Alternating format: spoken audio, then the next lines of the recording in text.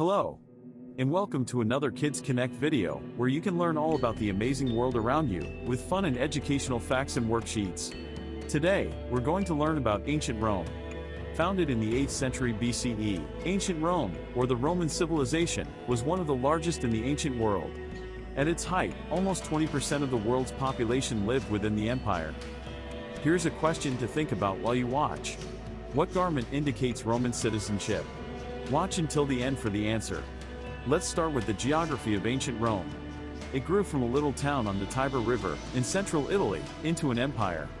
It spanned most of continental Europe, Britain, a large portion of Western Asia, Northern Africa, and the Mediterranean. Today, Rome is the capital city of Italy. Archaeology shows that the banks of the Tiber River had been inhabited for thousands of years before the founding of Rome. It likely grew through migration and trade with the Etruscans and the Greeks. Like other early complex societies, religion and mythology heavily influenced Roman life. Famous myths included Rome's origin story, where the twin founders, Romulus and Remus, were raised by a wolf. Other popular myths were the stories of Aeneas and the Trojan War, the 12 labors of Hercules, and the forbidden love of Cupid and Psyche. Roman poets like Virgil, Ovid, and Horace were also influenced by ancient myths, and they inspired authors like Chaucer, Dante, and Shakespeare. Centuries later, myths played a role in ancient Roman architecture too. Temples, triumphal arches, amphitheaters, and basilicas were built to honor gods and goddesses. Among these were the Pantheon, the Colosseum, and temples for Apollo, Vesta, Saturn, Venus, Neptune, and Jupiter. Wait a minute.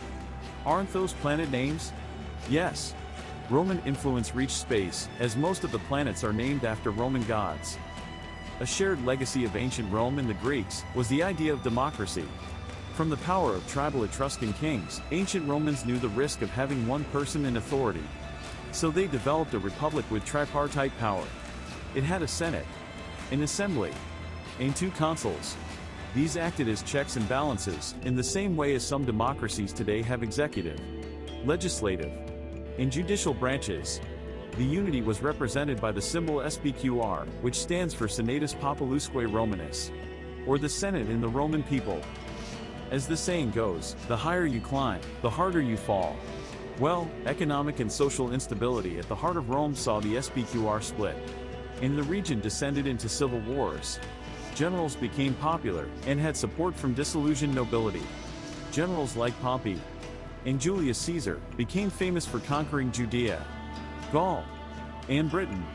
But controversies, love affairs, betrayal, and assassinations would destabilize Rome. Between 27 BCE and 180 CE, Rome entered 2 centuries of Pax Romana, or Roman peace. Started by Augustus, the period enjoyed little internal conflicts, stable government, and an expansion of the empire's territory and influence.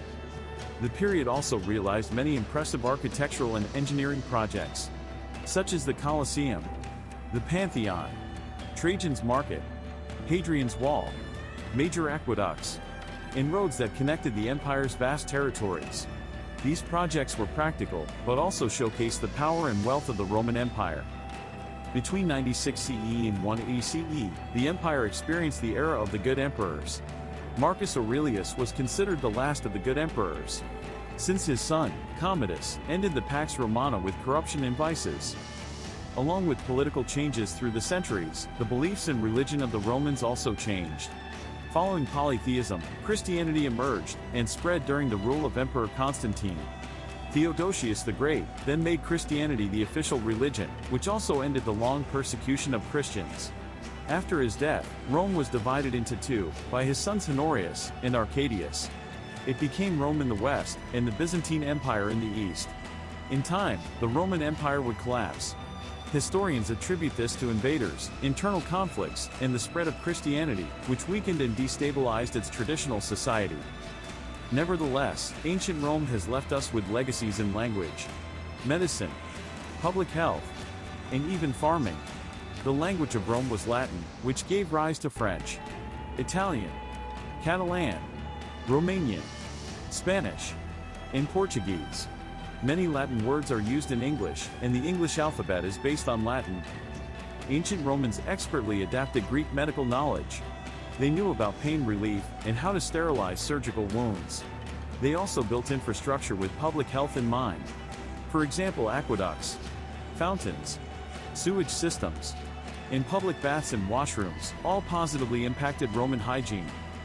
And now for the answer you've been waiting for. The garment showing Roman citizenship and social status is a toga, for men, and a stola, for women. That's it for today. If you enjoyed this lesson, visit Kids Connect for fun worksheets on many more topics. Don't forget to like this video and subscribe to our channel to be the first to know about new content. See you in the next video.